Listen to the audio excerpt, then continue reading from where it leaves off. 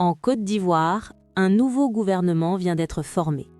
Tout est légal, tout est constitutionnel.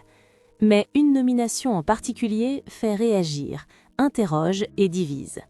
Un poste jamais vu depuis l'indépendance, un homme au cœur du pouvoir et une question que beaucoup d'Ivoiriens se posent, parfois en silence. Le président Alassane Ouattara prépare-t-il déjà sa succession ?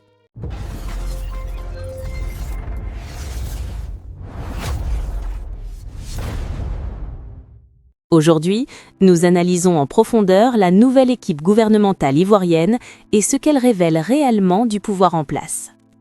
Commençons par les faits. Selon la Constitution ivoirienne, le président de la République dispose d'un pouvoir discrétionnaire total pour nommer les membres du gouvernement. Il peut créer de nouveaux postes, modifier les intitulés, définir leurs prérogatives. La création du poste de vice-premier ministre est donc parfaitement légale. Sur le plan du droit, il n'y a aucune polémique possible. Mais la politique ne s'arrête jamais au droit. La véritable onde de choc vient d'un nom. Téné Birahima Ouattara. Ministre d'État, ministre de la Défense et désormais vice-premier ministre. Un poste inédit dans la Côte d'Ivoire indépendante. Et surtout, le frère cadet du président Alassane Ouattara. Regardons son parcours.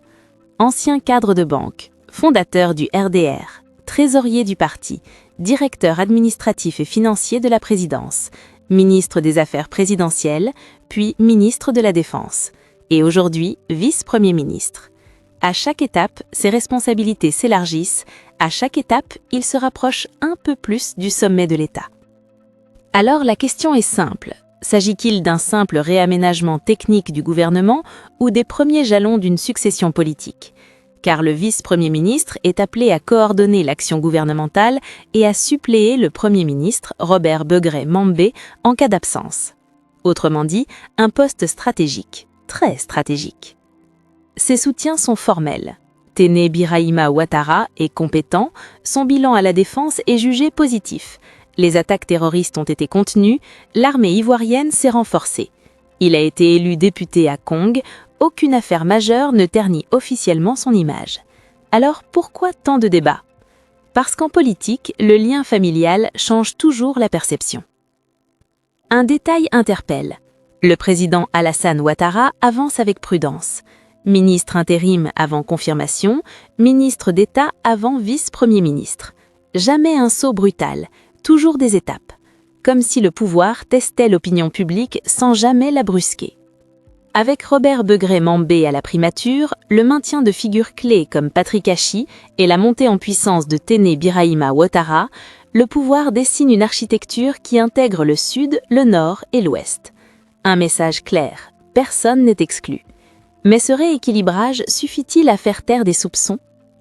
Une chose est certaine, ce gouvernement n'est pas anodin. Il marque soit un renforcement technique de l'exécutif, soit le début d'un tournant politique majeur. La réponse ne viendra ni des discours, ni des communiqués. Elle viendra des actes. Et vous, qu'en pensez-vous ? Simple réorganisation ou succession en préparation ? Dites-le nous en commentaire. Abonnez-vous à Nexinfo et activez la cloche pour ne rien manquer.